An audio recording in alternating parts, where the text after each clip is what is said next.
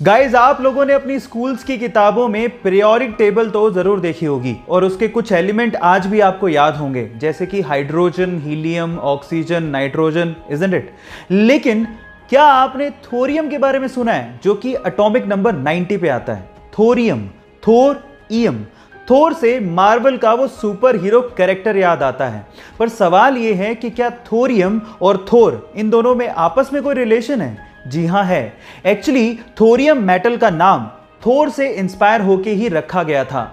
लेकिन आपकी जानकारी को थोड़ा और बढ़ा देता हूं। By the way, German mythology में थोर को द गॉड ऑफ थंडर कहा जाता है और एक्चुअली उसी से इंस्पायर्ड होके थोरियम मेटल का नाम रखा गया था। है ना ये इंटरेस्टिंग फैक्ट? क्या इसके पहले तक ये फैक्ट आप जानते थे? और अगर नहीं जानते थे तो चैट सेक्शन में लिखना मत भूलिएगा।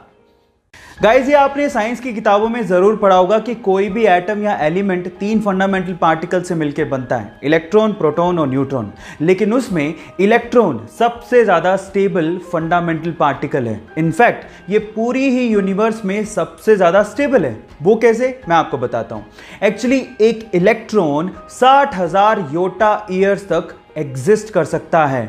60,000 योटा ईयर्स मतलब अपनी यूनिवर्स की एज के 5 गुना ज्यादा समय तक इलेक्ट्रॉन एग्जिस्ट कर सकता है। Oh my God! ये इंटरेस्टिंग फैक्ट जान के आपको कैसा लगा? चैट सेक्शन में लिखना मत भूलिएगा।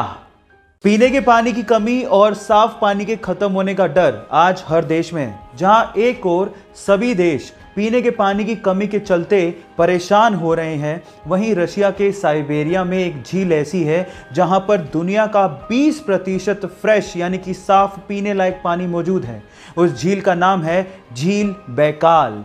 जी हां गाइस, इसमें दुनिया के 20% साफ पानी का भंडार है और उसके अलावा ये झील लगभग 1600 मीटर गहरी है और दुनिया की सबसे पुरानी झील भी है। नाम है झील बैकाल। ये इंटरेस्टिंग फैक्ट जान के आपको कैसा लगा? चैट सेक्शन में लिखना मत भूलिएगा। गाइस, मैथ से बहुत लोगों को डर लगता है और उसका फोबिया भी बहुत ज्यादा होता है। इसी वजह से एक बार इंटरनेट पे एक पोस्ट वायरल हो गया, जो पोस्ट आपको अभी वीडियो में दिखाई दे रहा है। मैं आपको उसका ट्रांसलेट करके बताता हूं। इस पोस्ट में ये लिखा हुआ था कि परसेंटेजेस आर रिवर्सिबल, मींस जो 25 का 8% होता है उतना ही 8 का 25% भी होता है और उनमें से एक को आप आसानी से अपने दिमाग में ही निकाल सकते हैं। इसका मतलब मैं समझाता हूं। मतलब यह है कि अगर आप 25 का 8% निकालने बैठोगे तो वो उतना ही आएगा जितना 8 का 25%, और 8 का 25% निकालना बेहद आसान है। 1/4 ही तो करना है और 8 का 25% यानी कि 1/4 कितना होगा? 2। ये इस पोस्ट का मतलब है। ये फैसिनेटिंग सा मैथ्स का फैक्ट जान के आपको कैसा लगा? चैट सेक्शन में लिखना मत भूलिएगा। गाइस, इंडोनेशिया में चावल यानी कि राइस की खेती करने के लिए वो लोग राइस फिश टेक्निक का इस्तेमाल करते हैं। अब ये क्या है? डोंट वरी, मैं आपको बताता हूं।